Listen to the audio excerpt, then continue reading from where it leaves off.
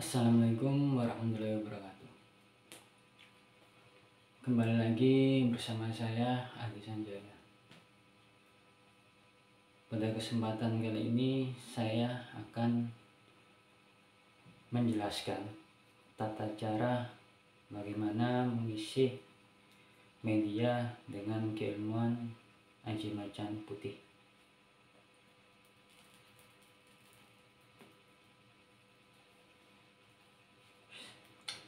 Saya ngerokok ya. Nah, seperti biasa dalam tata cara pengisian keilmuan hikmah yang biasa saya lakukan. Pertama, untuk materi baik itu keilmuan Aji Macan Bagaspati, keilmuan Kolo Sekti Lembu Suro, atau keilmuan Aji Segoro Macan, tata cara semua sama yang mengambil sanad dari saya. Untuk pertama,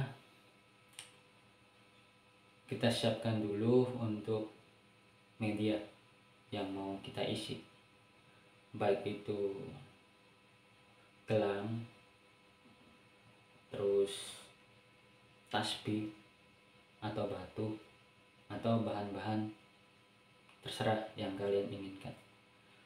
Saran saya untuk bahan lebih bagus dari alam.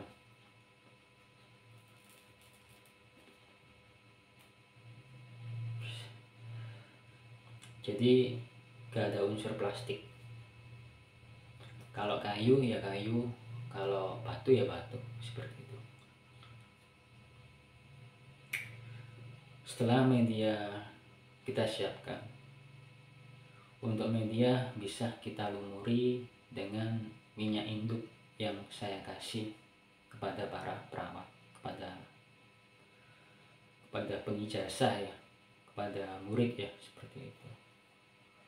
Media kita olesi dengan minyak induk, kita ambil 1 tetes atau 2 tetes seperti itu. Lebih bagus kalau minyak induk itu kita tuangkan semua ke dalam bibit minyak lainnya, bebas untuk jenis minyak, bebas, bisa Javaron, Istik, atau malaikat subuh, bebas, yang penting non alkohol, full bibit seperti itu. Jadi biar untuk minyak biar tambah banyak seperti itu, tuangkan separuh aja, separuhnya buat pegangan. Setelah itu untuk media yang tadi, setelah dilumuri dengan minyak, kita diamkan, kita taruh di tempat biasa kita ritual, pagari dupa. Itu jenis dupa bebas. Kalau saya biasa menggunakan maharaja sama buhur. Untuk dupa yang biasa saya gunakan maharaja gold ya, sama buhur maghribi. Itu yang biasa saya gunakan.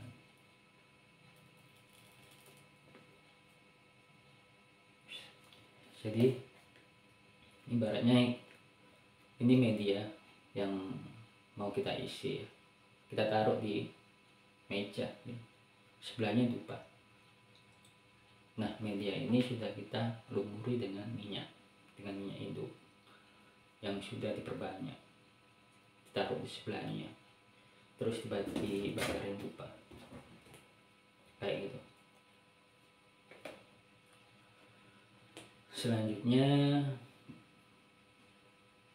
itu bisa kita lakukan pada siang atau sore, bebas ya. Biasa saya melakukan persiapan itu pagi setelah sholat subuh.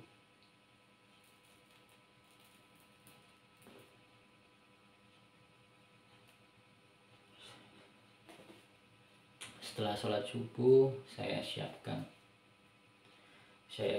untuk media-media yang mau saya ritualkan, saya siapkan, terus saya bakarin dupa. Selanjutnya malamnya pas habis sholat isya atau pas saya mau ritual, itu saya bakarin dupa lagi atau buhur. Biasanya saya bakarinya itu sampai ibaratnya satu buhur ya, satu buhur itu habis. Setelah satu buhur itu habis atau satu dupa itu habis ya, pembakarannya habis, baru saya nyalakan dupa lagi atau nyalakan buhur. Setelah itu saya sholat tobat, sholat hajat. Biasa saya melakukan pengisian itu di atas jam 10 malam, karena bagus-bagusnya energi itu ada di atas jam 10 malam. Untuk puncaknya ada di jam 12 atau jam 1 malam.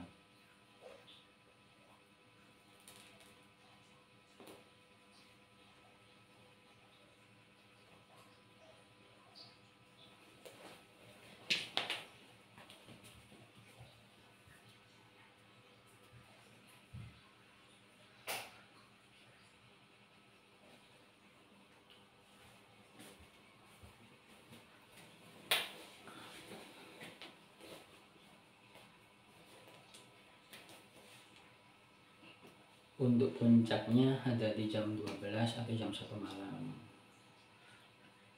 Lebih bagus energinya itu ada di jam 1 sampai jam 2. Biasanya kalau hajat-hajat besar gitu, saya melakukan riyadhahnya itu jam 1 sampai jam 2, di antara jam itu. Dan kadang saya nggak tidur, saya jarang sekali tidur malam. Paling tidur itu pagi atau enggak siang, 1 jam 2 jam pasti kebangun.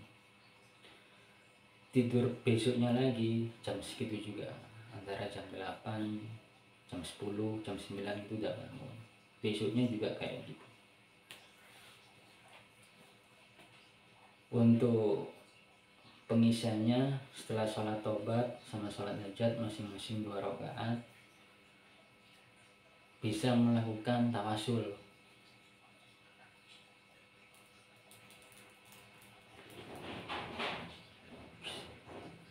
Bisa melakukan tawasul sesuai di kitab panduan. Setelah itu, setelah melakukan tawasul, nah itu posisinya untuk media ada di depan kita ya. Untuk media kita taruh di depan kita sambil kita nyalakan buhur sama dupa. Media di depan kita. Setelah kita tawasul, nah yang terakhir kita baca tawasul seperti ini. Wailah hadroti khususon hajati, hajat kalian apa? Ya Allah, hamba berniat mengisi media ibaratnya media tasbih ya. Ya Allah, wailah hadroti khususon, ya Allah, hamba berniat mengisi media tasbih ini dengan keilmuan apa gitu. Ibaratnya kalian ijazahnya Haji Macan Putih. Ya Allah, ya Rasulullah, hamba berniat mengisi media ini ya, media tasbih ini dengan keilmuan Haji Macan Putih, seperti itu. Atau lebih pasnya yang saya lakukan seperti ini. Baiklah hadroti khususon hajati saya Renul Adi Irawan. Ya Allah, bangkitkanlah kebaikan dari kegoiban keilmuan Haji Macan Putih yang ada pada diri hamba. Ya Allah, hamba berniat mengisi keilmuan kepada media tasbih ini dengan keilmuan Haji Macan Putih. Berikanlah keberkahan, kebarokahan, dan ketarjiban dalam pengisian ini agar hasil maksud bibarokati al-fatihah 1 kali, 3 kali, atau 7 kali, bebas. Setelah selesai, kalau saya biasanya untuk yang terakhir tergantung. Kalau saya pengen 1 kali ya 1 kali, 3 kali ya 3 kali, 7 kali ya 7 kali, lebih bagus. Setelah itu kita bacakan asma'nya. Kalau di program Haji Macan Putih, Haji Segoro Macan, Haji Macan Bagaspati, Lembu Suro, itu kalau di Haji Macan Putih ya, asma keselamatan kita baca sebanyak 313 minimal. Untuk asma kodam kita baca 100 kali masing-masing. Ketika 7 kali bacaan akhir kita tahan nafas, kita tarik nafas, simpan di perut, kencangkan, jangan lupa di perut kencangkan. Setelah itu tiup habis nafas ke media. Contohnya waktu pengisian wirid dari asma keselamatan ya. Contoh kita baca 313. Nah, di bacaan terakhir 7 kali bacaan terakhir kita bacanya sambil tahan nafas.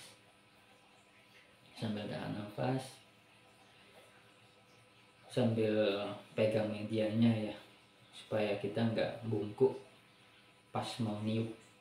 Kalau saya biasanya saya pegang gini untuk medianya. 7 bacaan terakhir saya ambil nafas, saya simpan di perut, baca asma'nya 7 kali, tiup habis ke media sampai nafas yang di perut itu keluar habis 3 kali. Setelah selesai langsung saya kunci dengan Asma'irtum. Jadi langsung saya kunci dengan Asma'irtum. Media tetap saya pegang ya, saya baca Asma'irtum 7 kali. Biasa saya 7 kali sama 11 kali. Tarik nafas, simpan di perut, kencangkan perut. Kita baca asma keselamatan, asma irtum ya, Pak Muji ya. Kita baca 7 kali, tiupkan habis ke media. Niupnya 3 kali, seperti itu. Setelah itu untuk media sudah pasti terisi dengan sir yang kalian niatkan untuk mengisi tadi ya, entah itu anji macan putih, atau itu anji skor macan, atau lembu suruh, atau macan bagas kati ya. Nah selanjutnya kita baca asma kodam. Sama media saya taruh, biasanya saya taruh di depan, di atas sajadah. Saya baca asma kodam 100 kali ya. Nah pas 7 kali bacaan terakhir saya angkat lagi tuh medium, saya angkat, tarik nafas dalam-dalam, simpan di perut kencang, baca asma kodam 7 kali sambil tahan nafas, tiupkan kayak tadi 3 kali sampai nafas habis. 1 kali nafas habis, tarik langsung dalam-dalam, simpan di perut sebentar, tiupkan lagi, tarik lagi nafas dalam-dalam, simpan di perut, diam sebentar, tiupkan lagi ke media. Selanjutnya langsung dikunci lagi dengan Asma'irtum. Tata cara penguncian sama kayak tadi yang saya terangkan. Untuk posisinya tetap saya pegang, kan habis baca asma kodam, asma keselamatan, langsung dikunci dengan Asma'irtum. Jadi pengunciannya 2 kali kalau saya.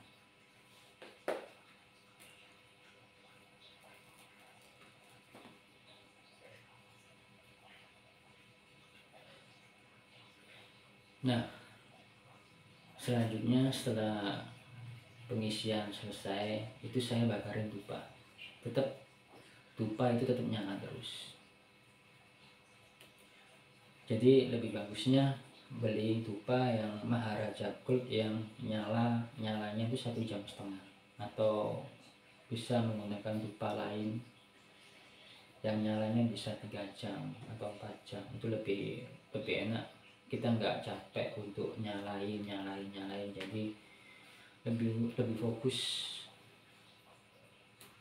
Kalau yang 30 menit selesai gitu, bentar-bentar nyalain dupa, jadi kurang konsentrasi. Jadi mending beli dupa yang baunya nyengat. Kalau saran saya baunya nyengat, bebas ya, aroma apa, dan yang tahan lama.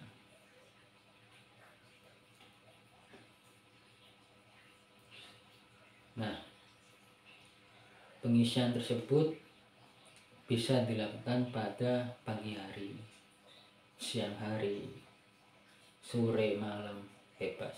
Kalau yang lebih utamanya di atas jam 12. Pengisian bisa diamalkan satu malam, media sudah terisi. Untuk media pasti terisi ya. Kalau lebih bagus, kalau pengisian memang niatnya sampean maharkan itu mahal, di atas 500 atau 1 juta, pengisiannya 7 malam lebih bagus. Kalau saya biasanya 7 malam. Malam-malam selanjutnya juga sama. Waktu saya riado juga saya bakar dupa aja. Jadi setiap selesai riado ya, biasanya saya nggak tidur sampai pagi. Kalau saya kan orangnya emang jarang tidur. Kalau sampai ada aktivitas lain gitu, paginya, siangnya, nggak apa-apa, tidur nggak apa-apa. Jadi nggak harus nunggu malam gitu untuk pengisian. Pengisian bisa pagi, sore. Kalau sore itu juga bagus, habis asar itu juga bagus. Cuma kalau yang rumahnya tempet-tempetan gitu, kadang kalau bakar dupa terlalu wangi gitu, tetangga udah ngiranya apa gitu ya.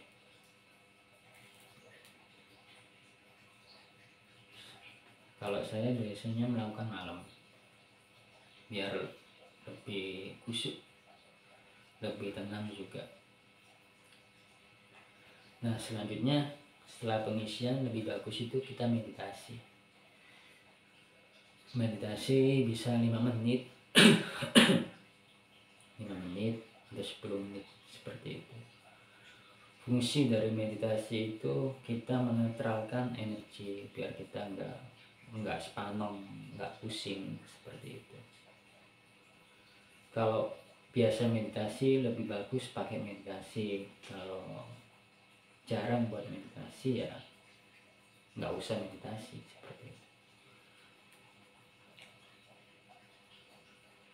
Nah, biasanya kan saya kalau habis ritual itu saya tunggu dupa sampai habis. Kalau kalian nggak kuat ya nggak apa-apa gitu. Saya hanya menceritakan kebiasaan saya dalam ritual malam, pengisian ke media, terus mengisi media, tasbih, batu, gelang. Biasanya saya seperti itu. Begitupun kalau pengisian media air untuk ke murid ya sama, saya melakukannya biasanya malam. Tata cara hampir sama ya.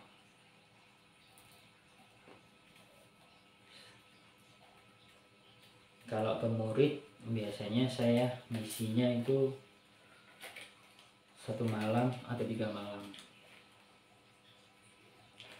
Kecuali ada yang minta dikhususkan 7 malam, saya buatkan dengan 7 malam juga.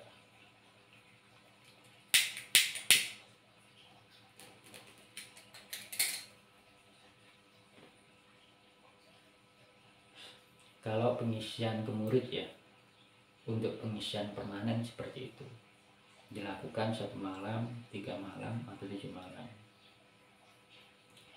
Nah, kalau pengisian instan kita cukup niatkan aja ke media, atau bisa juga sampai bayangkan di media tersebut itu ada sampean. Biasanya kalau saya sih gitu. Contoh saya mau melakukan tes tembak ya, saya bayangkan diri saya itu ada di dalam batu akik seperti itu. Jadi saya visualkan. di dalam gelas, di dalam tasbih, di dalam media yang mau kita uji seperti itu. Jadi hanya komunikasinya itu lewat rasa gitu. Jadi keilmuan itu terletak pada rasa kepekaan kita, bukan pada wirid. Kalau wirid tanpa kita merasakan pun nikmatnya, jatuhnya kecapek.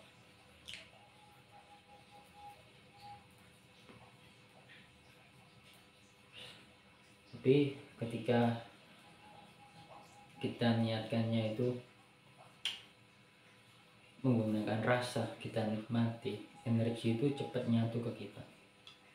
Makanya ada orang yang bilang gini, Gus, Kang, saya sering ijazah keilmuan tapi selalu gagal. Baik itu keilmuan kekebalan, gendam, itu selalu gagal. Kenapa? Kebanyakan para peserta yang baik ijazah di saya maupun ijazah di orang lain yang bilang gagal ke saya ya, kebanyakan itu pengennya banyak. Contohnya gini, keilmuan tebus ya, kita bahas di keilmuan tebus dulu.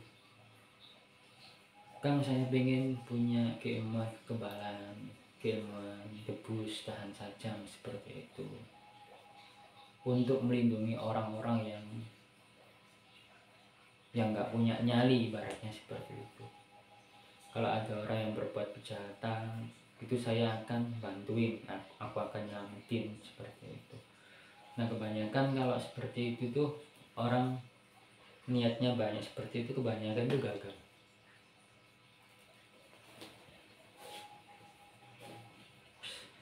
Entah dia ijazah ke praktisi manapun, baik yang sudah terkenal di media, televisi dan lain sebagainya, kebanyakan itu gagal. Kebanyakan gagal karena banyak ingin. Meskipun dites di tempat itu nggak masalah, berhasil, tapi ketika dia pulang itu gagal karena niatnya banyak. Soalnya di pikirannya itu gini, saya bisa seperti ini karena ada dia pasti melindungi aku, dia yang jaga aku, seperti itu. Nah prinsip seperti itu yang salah. Kalau saya menanamkan prinsip, bukan dia yang jaga aku, tapi aku yang jaga dia, aku yang merawat dia. Jadi bukan dia yang merawat aku, bukan dia yang merawat saya, tapi saya yang merawat dia. Kalau kita niatkan seperti itu lebih mudah. Keilmuan itu lebih meresap, lebih cepat berhasil. Itu pengalaman pribadi saya dan pengalaman pribadi dari teman-teman spiritual dari Al-Hikmah, baik dari keilmuan kejauhan yang lain ya. Kuncinya di situ.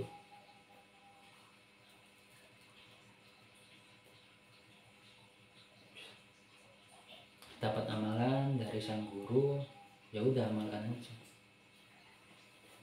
Dan pasti berhasil. Jangan takut nggak berhasil. Kalau murid yang lainnya berhasil, sampean pasti berhasil. Intinya gini, kalau gurunya bisa mempraktekkan, pasti sampean juga bisa mempraktekkan. Itu sama. Itu pengertian pribadi tentang sanad dari saya ya, dan dari teman-teman yang sharing ke saya juga sharing ke dia. Pengertiannya itu seperti itu. Jadi buang niatan, kalau nggak berhasil gimana? Buang niatan seperti itu. Tanamkan dalam hati kita, dalam jiwa kita, aku bisa kok. Bukan aku pasti bisa, jangan. Kalau ada pastinya itu masih muter. Aku bisa gitu. Aku bisa. oh temanku bisa, aku bisa. Jangan pakai pasti, kepanjangan nanti, aku bisa. Nah itu pengertian dari sanad tentang pengamalan keilmuan. Dan jangan ada prasangka buruk ke guru, karena kita ketika berprasangka buruk ya, sama halnya itu kita udah takabur, udah berburuk sangka. Dan secara nggak langsung itu pengalaman saya dan pengalaman teman-teman yang lain itu sama halnya, ada yang bilang gini, kalau kita berprasangka buruk ke guru kita, sama halnya kita itu sudah memutus sanad. Jadi ibaratnya kita itu udah memutus ijazah kita gitu. Ibaratnya kita udah nggak ijazah lagi ke dia. Jadi jangan sampai ada prasangka jelek ke guru kita, prasangka buruk. Kalau sampean udah ijazah ke seorang spiritual baik dimanapun, sampean harus percaya. Jangan nggak percaya, harus percaya selama itu baik. Kalau buruk jangan.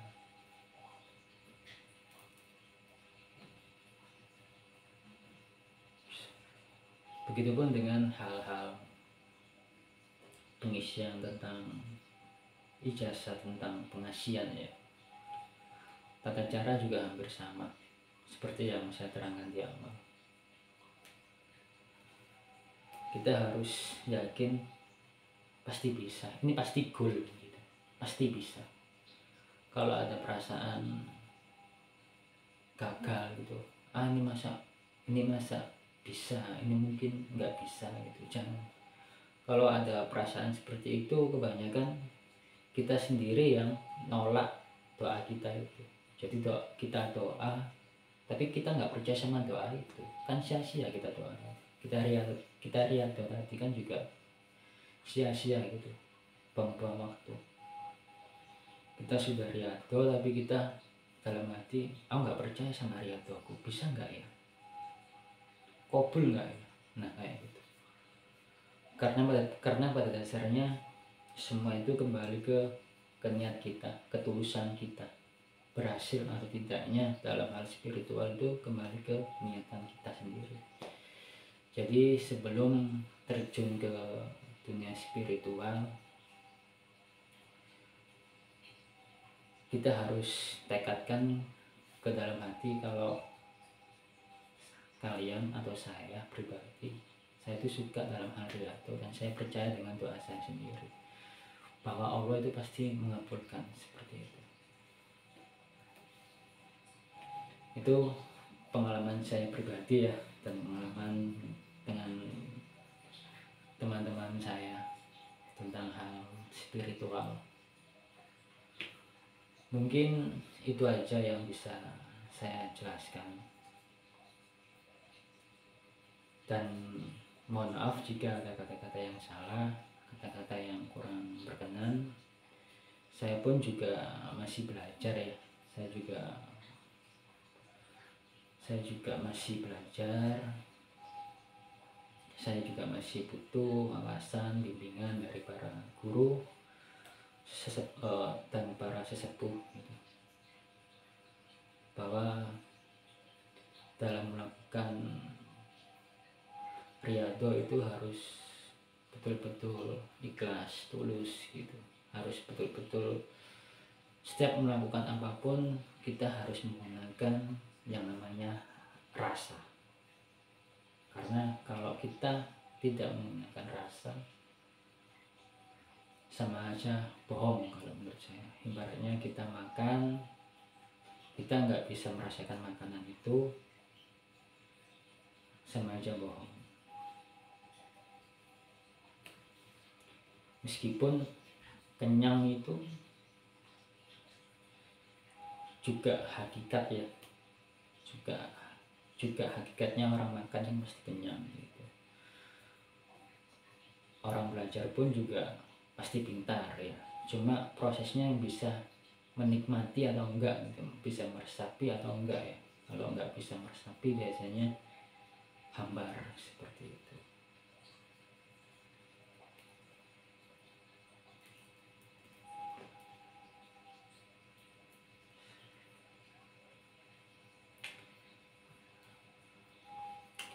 Oke, mohon maaf jika ada kata-kata yang salah, karena di sini saya hanya menerangkan hanya sepengetahuan saya pribadi, pengalaman saya pribadi.